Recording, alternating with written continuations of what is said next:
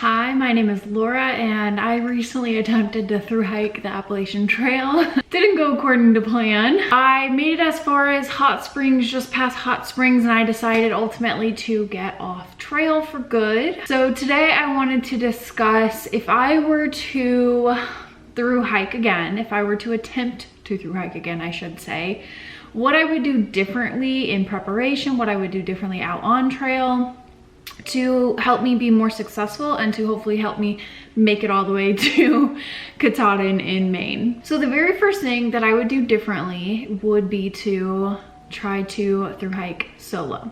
I think adding another person into the journey of this magnitude is really tough. Even though my through hiking partner and I, prior to even getting on trail, discussed a lot of the common issues or common things through hiking partners will disagree on, even though we had discussed that prior to trail, once we got out on trail, it was really just hard to balance what I wanted and what she wanted. Personally, and I can't speak for her, but personally, I felt a sense of I need to stay with this person. We plan to through hike together. I felt a big sense of I need to camp at the same campsites as them. I need to get to town on the same day as them. I need to stay at the same hostel as them. I felt a big sense of urgency to stick with that because we were through hiking together. We set off on this journey together. So I thought we were gonna do it together. But balancing what my mental status was, what my physical needs were with what she needed, it really started to not align, and it started to not align pretty quickly on. So if I were to go out on a through hike again, that would probably be the first thing that I did, was just nix the idea of hiking with anyone and just go out solo. Now, if I were to meet a family, great, and it aligned with what I needed, great, but I would definitely start out solo for the first, few weeks, just stick to my guns and do what I think is best for myself so that way I can succeed. The second thing I would do differently if I were to through hike again, or attempt to through hike again, I keep saying through hike again, I didn't through hike, attempt to through hike again, would be to hike way less mileage to start off with. I'm talking the first 2 weeks of trail going 8 to 10 miles, less than that if I felt like I needed to. For the next 2 weeks, so weeks 3 through 4, going nothing above 12 miles. And I would probably honestly stay at that 12 miles through the Smoky Mountains. And here's why. So by 5 weeks into my trip, which is where I ended my trip, 5 weeks in, my feet were wrecked. I mean, at the time of filming this, my feet are still wrecked, and I've been home for like 2 weeks now. I think I really pushed my body physically too fast, too soon. Now, I knew the recommendations. I knew that everyone said, do not go over 8 miles your first week. I knew everyone said to stay in the single digits, do nothing above 10 miles for the first couple weeks. But even with that knowledge, I didn't stick to it. I let others influence me. But the constant pounding on your joints, on your ankles, on your feet of this trail, my body was not used to. I think giving my body a better ease into the trail would have definitely benefited me, and definitely something I would do if I were to through hike again.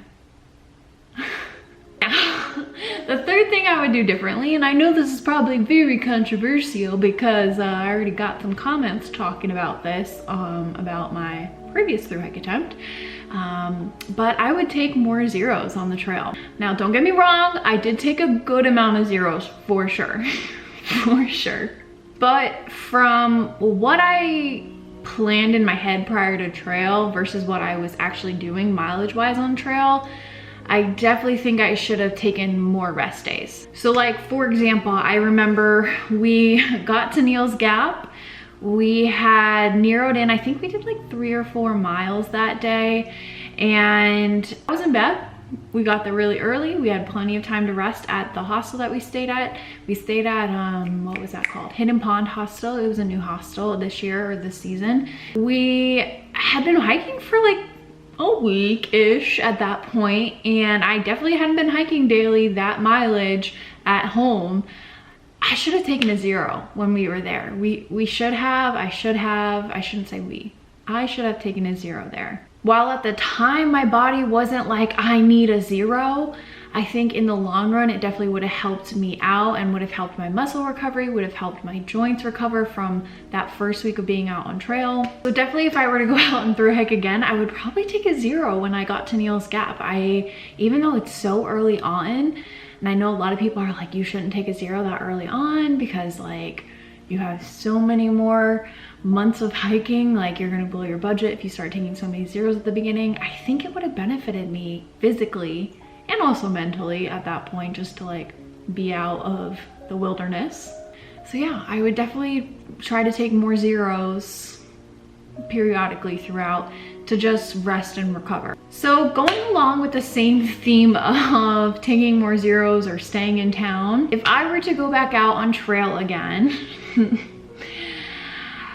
I would definitely take more time to look into places that I personally wanted to stay at. And, you know, make sure that I make a reservation there with a plenty enough time to where I can actually stay there. For example, if you guys watch my videos, my trail vlogs, then you know I really wanted to stay at Chica Sunset's hostel in Franklin, North Carolina. We didn't get to stay there for a number of reasons when we were passing through.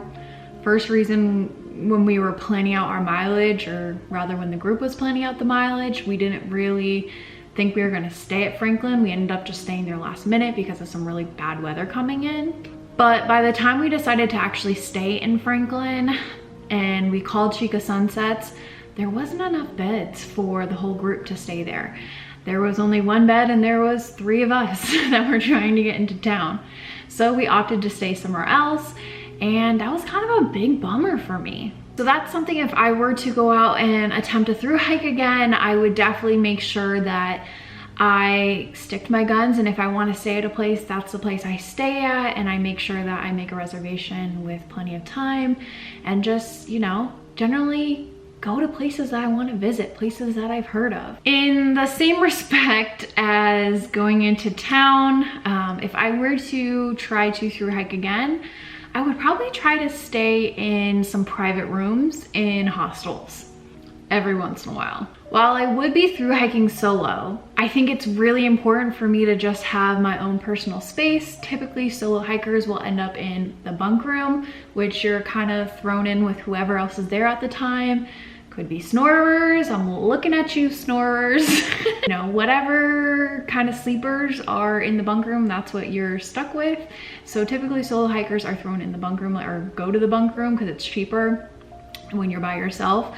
But every once in a while, I think I would try to get my own private room. Now, I may not seem that introverted on camera. I don't know, maybe I do to you guys. I don't really know how I come off to you guys, but I am pretty introverted. I consider myself to be an introvert. And having my own private space for a little while would definitely have benefited me on trail this go around.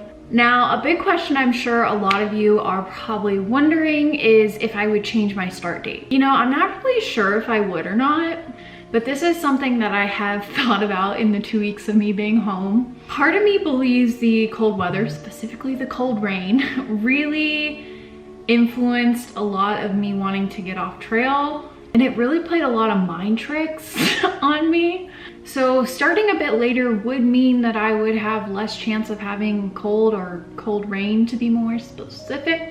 However, starting later means that I would probably be starting with the bubble or in more crowds just in general than what I had seen. I mean, the most we had at a campsite was probably around 15-20 people, that if I had to guess. So starting later would mean that I would have to deal with bigger crowds of people. So right now in my brain, if I were to plan out another through hike, I would probably plan to start around the same time, and maybe just plan to adjust my gear a little bit differently for the weather that I would have ultimately.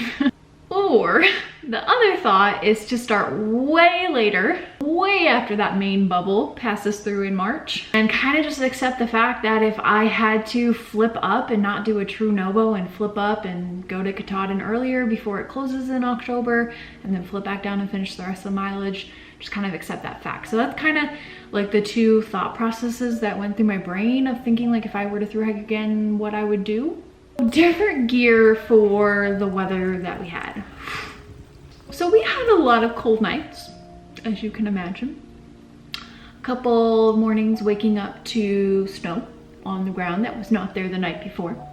And of course, those days when it was cold and raining, a lot of those. I'm looking at you, Smoky Mountains. I think a big piece of gear that I would change out if I were to go back out and Thruhike again would be a 0-degree bag. I think I would still stick with like the quilt situation because I did enjoy that versus like a mummy sleeping bag. But what I would switch out would be going from my 10-degree to maybe a 0-degree bag, or maybe even like a negative 10-degree bag. I don't know if those even exist. But I definitely think it would have kept me warmer at night because there were a few nights where I was very cold. Again, looking at you, Smoky Mountains. And I think generally it would have just helped my mindset of like, okay, I have a really warm sleeping bag I can get to tonight. I know it's not gonna fail me. It's not gonna be too cold to sleep in this thing. So I think that would help for sure to switch out the sleeping bag. I think generally most of my clothes worked really well for me, but there were 4 pieces that I would probably swap out or look into swapping out if I were to go back out again. The first thing was my hiking shirt. That thing smelled so bad. I mean, it was just a general like synthetic athletic wear type shirt. It wasn't anything special. So I would definitely probably try to switch to a wool type shirt. Another thing I would swap out, sticking with the tops here, would be my mid layer. Now, I loved my fleece, don't get me wrong, but I did find it lacking in the fact that it didn't have a hood, and I knew that going in. I knew it didn't have a hood, and I was like, oh, I have my down puffy. If I need a hood, I'll be fine. But there were some issues with that. For one, I didn't want to hike in my puffy because I didn't want it to get wet, because that night I needed it to keep me warm. Generally, I would end up hiking with my rain jacket over, even if it wasn't raining, over my fleece, and then I would get too warm because my rain jacket did have a hood, so I could wear the hood on that to like block some of the wind from my face and my neck. I would get too warm because I had the rain jacket over the fleece, so then I would want to take the fleece off, and then I would wear just the rain jacket, and then I would get too cold, so I would have to stop again. So I found myself a lot of like start, stop, taking off layers, putting on layers, taking them off, packing them back up in the bag, and it became really cumbersome and a lot of time-consuming moments of having to take layers on and off throughout the day. So I would probably switch out my mid layer to something with a hood, not sure what though. The next thing I would want to swap out was my rain pants. Now, y'all know I had issues with my rain pants. At Neil's Gap, I had to swap them out. Z-Packs was really great about getting me a new pair. They sent them out literally 5 days later to the next hostel I was staying at, so I got new rain pants. It was just the seam seal was like falling off of them in like the crotch area, for lack of better words. But you know, within a week or two, I was having the same issues with the new pair. So I was like, I don't know if this is like a user error where I just need to get a different size, but I mean, the size that I had, I was already having to pull the drawstring up because it was like way too big on me. I would have to tighten it all the time so they wouldn't fall down. I think it may be just like the way that they make them or whatever. So I would probably look into getting some other type of rain pants. I would bring rain pants with me if I were to be starting that early again, because I did enjoy having them to put them on in the mornings when I knew it was going to warm up throughout the day, and I could just peel them off once it got too warm. But the mornings were always a little bit chillier, so it kept me warm in the morning, peel them off, and then I have my shorts on underneath. The last piece of like hiking clothes that I would probably swap out for gear would be my shoes. Now, I never had issues. I mean, I was hiking in them plenty of times. Like, those were my hiking shoes that I wore. I mean, I did get a new pair before I went out on trail, and I hiked maybe 30 miles in them to just break them in. The Ultra Lone Peaks, I think just hiking in them day in and day out were not good for my feet. Clearly, because my feet are wrecked at this point. I think that zero drop, while it was okay for me in Florida and for the few like section hikes that I did, the like week-long hikes that I did, I think it just wasn't good overall for a through hike for me. So I would probably go into like REI and get some like foot help and just kind of see what they would recommend for a different type of shoe and go from there. Another piece of gear I would talk about is my backpack. Now, I know there was a whole backpack debacle on my channel of which backpack I was gonna bring. Foothills Trail, if y'all remember that. That was rough, but I didn't have any issues like that on the actual trail. I think I learned how to wear the backpack better. I lightened my backpack a little bit before going out on trail, so I really didn't have issues with my backpack at all out there.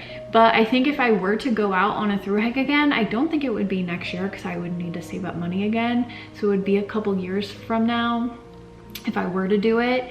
And I would probably need a new backpack by then. It would just be kind of outdated from other like smaller trips that I'd be going on and just generally worn out. So, I mean, it's already like a couple years old at this point. So I'd probably get a new backpack just to like find a newer model, a better option at that point. Then one other minor thing that I would probably add in, not really swap out, would be a watch. I found myself a lot of times wanting to know what time it was, so I would have to like unzip my phone pouch, take out the phone, turn the phone on, all that stuff, and it was like annoying to just figure out what time it was. So I would probably add in some sort of watch. I don't know if it would be like a Garmin like I have here, or if it would be just like a general like Casio watch or something. So the 8th thing that I would probably do differently would be to camp at places that would make me happy or kind of set me up for some type of view or something like that. So let me explain. One of the things I noticed when we were thru hiking was that we would walk past these amazing campsites because we had agreed to go to a different campsite, or that campsite was not enough miles to be hiked throughout that day, or not enough miles to be hiked throughout that day. And we would pass up these amazing campsites that would either have a great view of sunset, a great view of sunrise, or just a generally pretty view, and we would pass by these all the time. And I mean, I remember one specific place was Standing Indian Mountain. There was a beautiful campsite at flat spots at the very top of the mountain with a gorgeous view.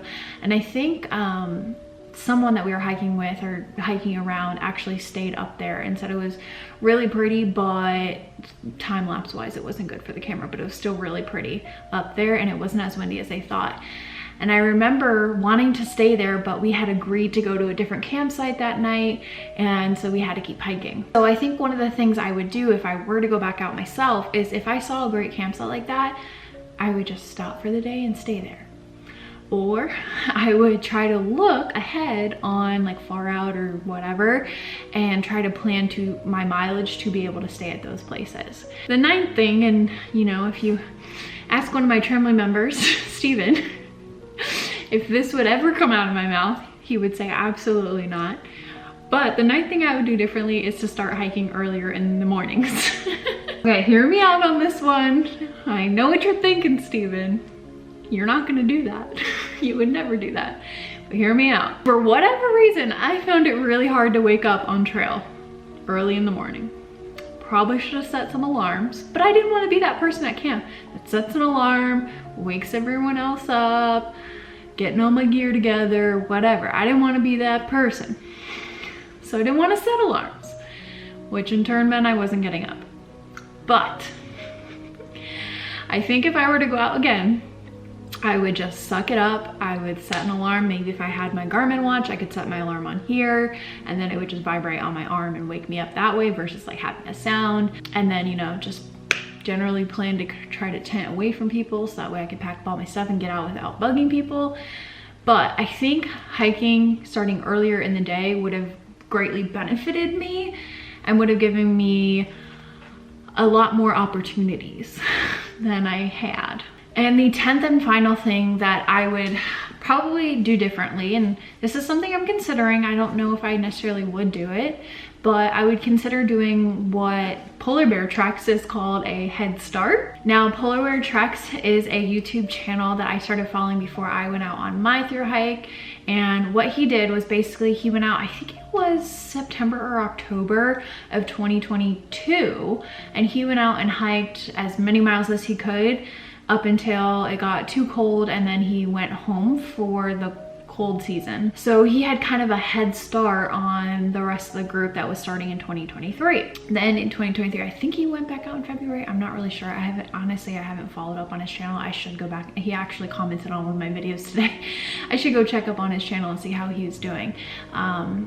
I don't even know if he's still on trail or not, but he said he was gonna go back out, I think in February, and continue hiking from where he left off when he got off in October-ish time frame in 2022.